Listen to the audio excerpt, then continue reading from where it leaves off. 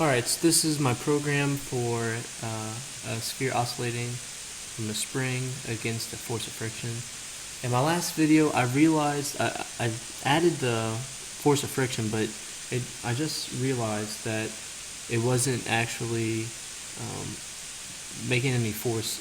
There was no friction against the oscillation of the spring. So I knew something was wrong, so I had to fix it up.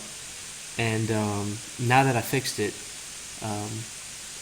I have everything's the same, but I just had to change my my force right here in the momentum update formula to the net force. I accidentally left it as the spring force in the last one. So now everything works fine and it runs really well.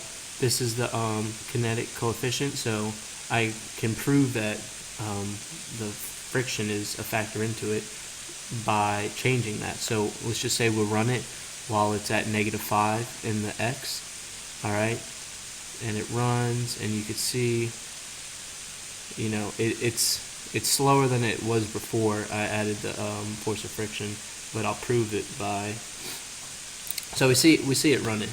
So I'll prove it by changing this and doubling it. And now the force of friction is going to be too big, and it's not even going to move. So that's when you know that it's factoring into it. And then if I make it small, it was originally -5, make it smaller and run it,